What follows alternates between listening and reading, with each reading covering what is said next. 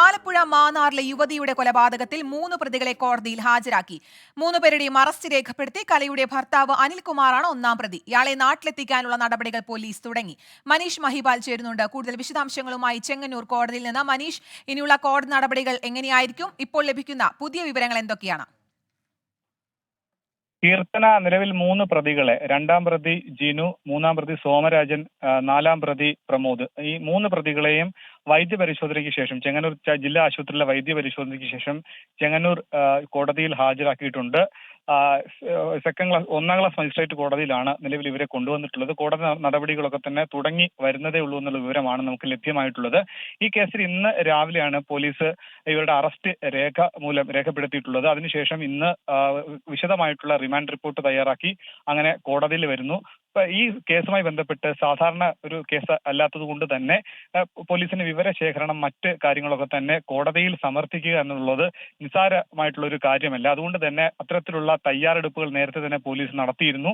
ആ അന്വേഷണത്തിന്റെ ഏകദേശം ഒരു അവസാന ഘട്ടത്തിലേക്ക് എത്തിയിരിക്കുന്ന, ഒരു സുപ്രധാന ഘട്ടത്തിലേക്ക് എത്തിയിരിക്കുന്ന സമയത്തായിരുന്നു ഇന്നലെ ഈ അനിൽകുമാറിന്റെ വീട്ടിലെത്തി സെപ്റ്റി ടാങ്കിൽ നിന്നും മൃതദേഹത്തിന്റെ അവശിഷ്ടങ്ങൾ ശേഖരിക്കുക എന്ന ഒരു പരിശോധനയിലേക്ക് പോലീസ് എത്തിയിട്ടുള്ളത്.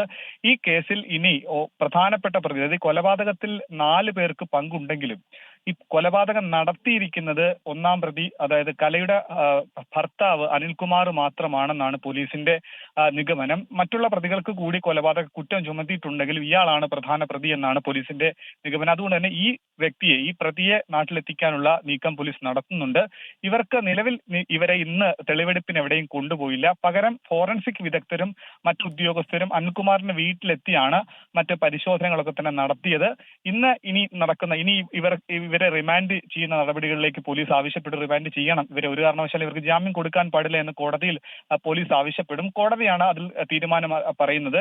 അതിനുശേഷം പിന്നീടായിരിക്കും കസ്റ്റഡി അപേക്ഷ നൽകുക. നമുക്ക് നിലവിൽ ലഭിക്കുന്ന വിവരം അനുസരിച്ച് എപ്പോഴാണോ അനിൽകുമാറിനെ നാട്ടിലെത്തിക്കുക, അയാളുടെ അറസ്റ്റ് കൂടി രേഖപ്പെടുത്തി അയാളെ കൂടി വൈദ്യപരിശോധനയ്ക്ക് ശേഷം പിന്നീട് അയാളെ കൂടി തെളിവെടുപ്പ് നടത്തിയിട്ട് പിന്നീടായിരിക്കും ഇവരെ എല്ലാവരെയും കൂടി ഒരുമിച്ചൊരു പോലീസിന് കസ്റ്റഡി അപേക്ഷ നൽകി ചോദ്യം ചെയ്യേണ്ട ആവശ്യവും ഈ 4 പ്രതികളെയും കൂട്ടി തെളിവെടുപ്പിന് പോകേണ്ട ആവശ്യകതയും പോലീസിന് വരുന്നുണ്ട്. എന്നാണെങ്കിൽ ഈ കോടതി നടപടികൾ തുടങ്ങിയിട്ടുണ്ട്. പ്രതികൾക്ക് ജാമ്യം ഒരു കാരണവശാലും അനുവദിക്കാൻ പാടില്ല എന്നായിരിക്കും പോലീസ് കോടതിയിൽ ആവശ്യപ്പെടുക. കീർത്തന.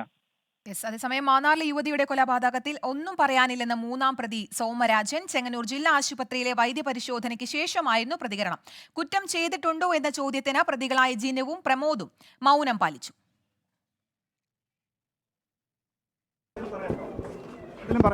ഒന്നും പറയാനില്ല.